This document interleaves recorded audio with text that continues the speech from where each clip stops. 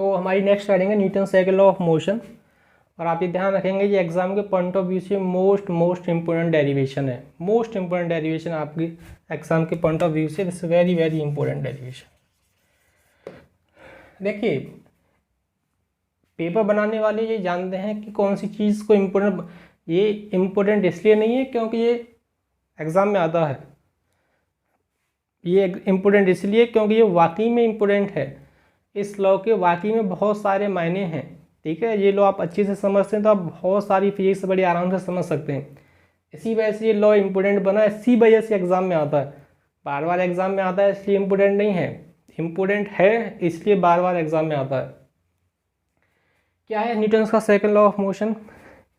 तो न्यूटन्स का second law of motion ये कहता है, इसका जो स्टेटमेंट है, मैंने आपको लास्ट वीडियो में ये बताया था कि जब किसी बॉडी के मोमेंटम में चेंजेस आते हैं तो मोमेंटम में चेंजेस जो आ रहे हैं वो न केवल इस बात पर डिपेंड करते हैं कि फोर्स कितना लगा है, बल्कि इस बात पर भी डिपेंड करते हैं कि फोर्स कितने टाइम के लिए लगा है। ठीक है, तो न्यूटन्स का सेकंड लॉ ऑफ मोशन क्या कहता है, मैं उसका स्टेटमेंट लिख देता हूँ पहले। देखिए statement, the time rate of change of momentum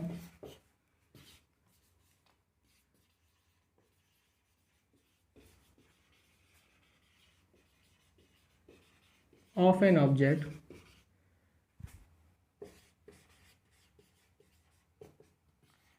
is directly proportional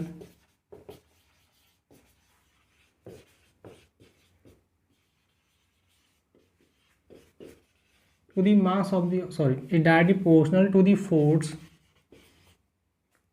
ठीक है, फोर्स का मतलब अनबैलेंस फोर्स है। Is directly proportional to the force applied on the body. ये बात मैं आपको पहले ही बता चुका हूँ, जब भी आप फिजिक्स में टाइम रेट सुनेंगे तो इसका मतलब आपको क्या करना है, टाइम से डिवाइड करना है। क्या कहता है लॉ कि किसी बॉडी के मोमेंटम में चेंज, मोमेंटम में चेंज का टाइम रेट, मतलब जो मोमेंटम में चेंज हुआ उसे टाइम से क्या करना है, डिवाइड करना है। तो जो भी मोमेंटम में चेंज होता है विद रिस्पेक्ट टू टाइम, तो वो डायरेक्टली प्रोपोर्शनल होता है बॉडी की अप्लाइड, बॉडी पे अप्लाइड फोर्स के। ठीक है, नीचे लिखिए, suppose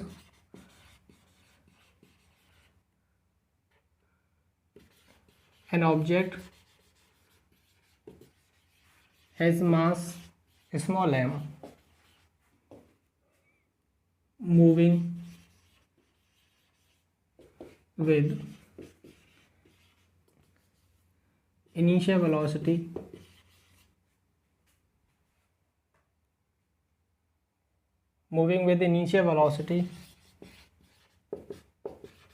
u, and after a time small t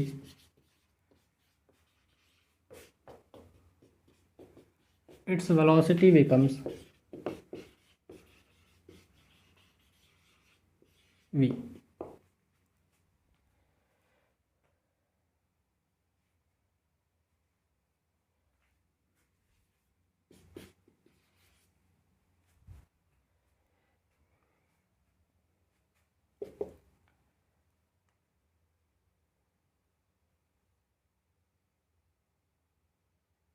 ठीक है, तो ऑब्जेक्ट का मास तो वही है, तो ऑब्जेक्ट की इनिशियल वेलोसिटी क्या है, तो उसकी इनिशियल वेलोसिटी है u, तो उसका इनिशियल मोमेंटम क्या होगा,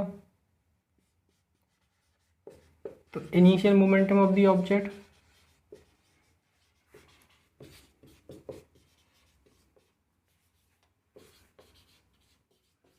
तो इनिशियल मोमेंटम होगा क्या, मास और उसकी इनिशियल वेलोसिटी। फॉर्मूला तो ये होता है ना मोमेंटम का, मास इनटू वेलोसिटी। तो इनिशियल मोमेंटम के लिए क्या, उसका मास और उसकी इनिशियल वेलोसिटी, इनिशियल मोमेंटम हो गया। इसी तरह से final momentum of the body. ठीक है, तो final momentum of the body के लिए क्या करेंगे, of the object, this is P final, this is mass और उसकी फाइनल वेलोसिटी। मास टाइम वेलोसिटी तो होता है ऑब्जेक्ट का मोमेंटम, तो इनिशियल मोमेंटम के लिए इनिशियल वेलोसिटी पुट करेंगे और फाइनल मोमेंटम के लिए फाइनल वेलोसिटी मोमेंटम करेंगे। तो चेंज इन मोमेंटम कितना,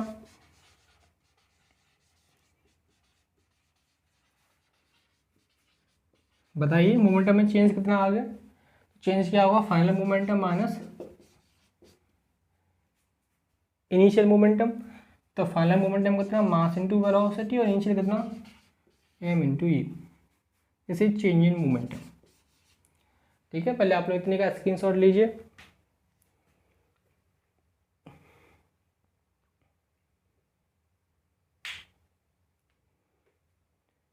अब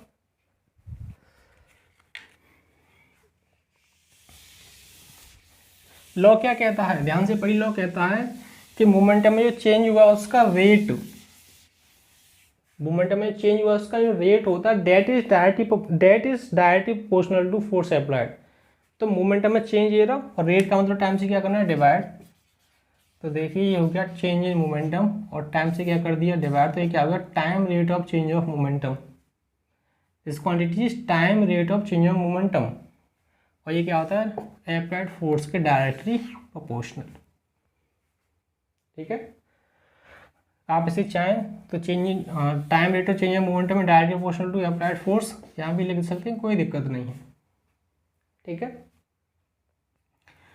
तो मास कॉमन ले लीजिए, ये v minus U upon T बचा, इसे डायरेक्टली प्रोपोर्शनल टू फोर्स। ठीक है, इसे मैं मिटा देता हूँ।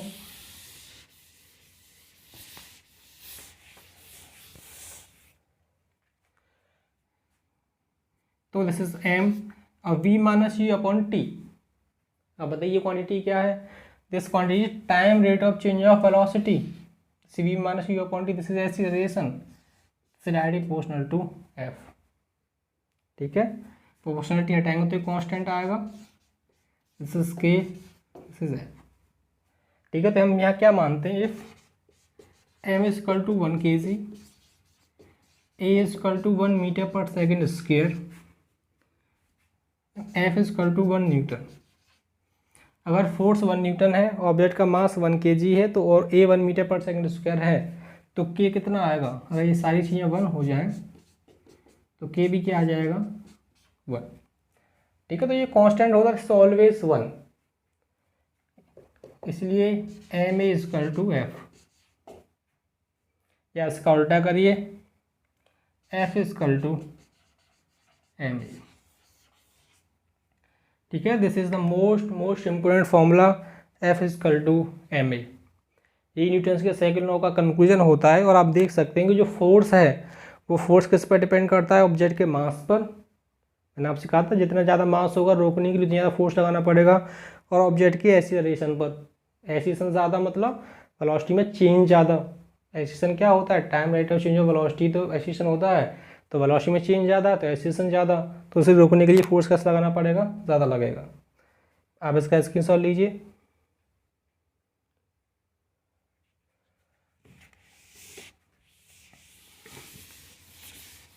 ठीक है, मैं इसे ऊपर लिख देता हूँ।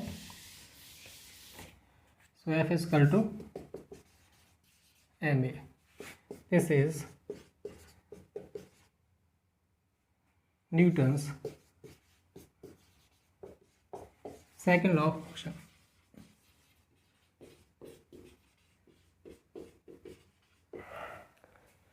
तो ये रहा आपका न्यूटन्स का सेकंड लॉ। ठीक है, और ये कहाँ से आया था? ये आपको यहाँ से आया था, F is equal to, this is K दो कांस्टेंट था। ठीक है, F is directly proportional to क्या था? Delta P upon delta T. ठीक है, डेल्टा पी का मतलब डिफरेंट इन मोमेंटम। मैंने आपसे कहा था फिजिक्स में जो साइन होता है डेल्टा के लिए, डेल्टा, इसे डेल्टा बोलते हैं, और ये डिफरेंस के लिए होता है, this is delta, this is for difference. तो ये क्या है? ये मोमेंटम में चेंज है।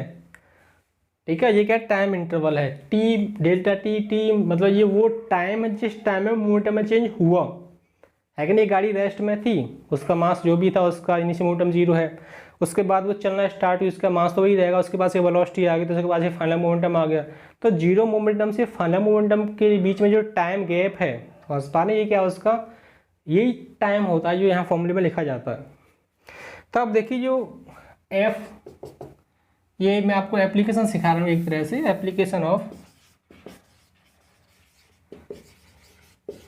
Application of Newton's second law of motion. Newton's second law of motion. क्या एप्लीकेशन है न्यूटन्स के सेकंड लॉ ऑफ मोशन के? तो इसी फॉर्मूले को देखिए, एफ इज टू क्या था, directly proportional to delta P upon delta T. F is to this is K delta P upon delta T, और आपको पता है कि के कितना आया था 1, so this is delta P upon delta T. तो जब आप किसी ऑब्जेक्ट के ऊपर फोर्स लगाते हैं तो उसके मोमेंटम में चेंज आएगा।